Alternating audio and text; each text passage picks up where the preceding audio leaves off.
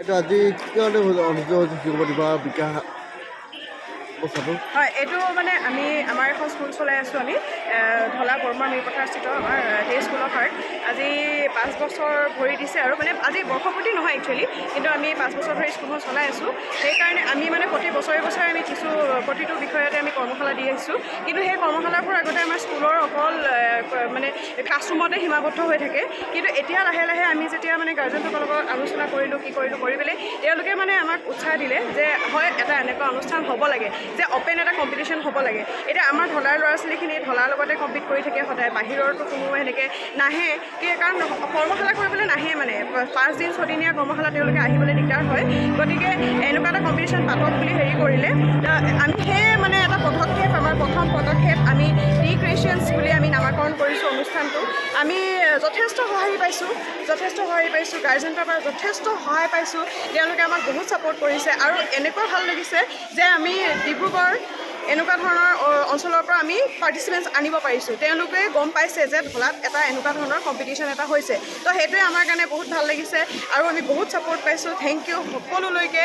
আৰু আমি এতিয়া আৰু আগলৈ মানে এইটো অনুষ্ঠানৰ পৰা আৰু নেক্সট মানে ক্ৰিয়েশ্যনছ 2.0টো আৰু ছাকচেছ হ'ব বুলি আশা কৰিছোঁ। থেংক ইউ সকলোলৈকে।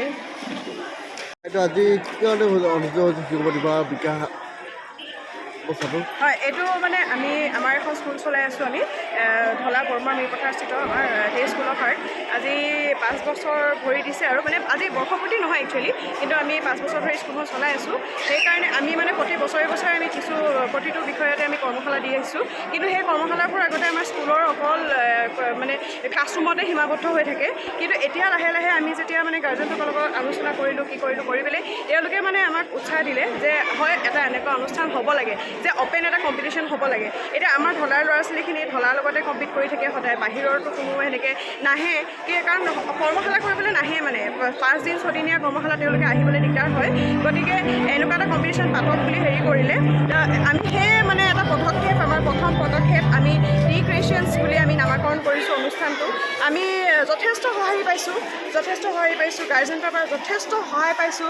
তেওঁলোকে আমাক বহুত ছাপোৰ্ট কৰিছে আৰু এনেকুৱা ভাল লাগিছে যে আমি ডিব্ৰুগড় এনেকুৱা ধৰণৰ অঞ্চলৰ পৰা আমি পাৰ্টিচিপেণ্টছ আনিব পাৰিছোঁ। তেওঁলোকে গম পাইছে যে ঢলাত এটা এনেকুৱা ধৰণৰ কম্পিটিশ্যন এটা হৈছে, তো সেইটোৱে আমাৰ কাৰণে বহুত ভাল লাগিছে আৰু আমি বহুত ছাপোৰ্ট পাইছোঁ। থেংক ইউ সকলোলৈকে। আৰু আমি এতিয়া আৰু আগলৈ মানে এইটো অনুষ্ঠানৰ পৰা আৰু নেক্সট মানে ক্ৰিয়েশ্যনছ 2.0টো আৰু ছাকচেছ হ'ব বুলি আশা কৰিছোঁ। থেংক ইউ সকলোলৈকে। যিকোনো খবৰৰ বাবে যোগাযোগ কৰক 7099017330 লগতে 7099017110 নম্বৰত।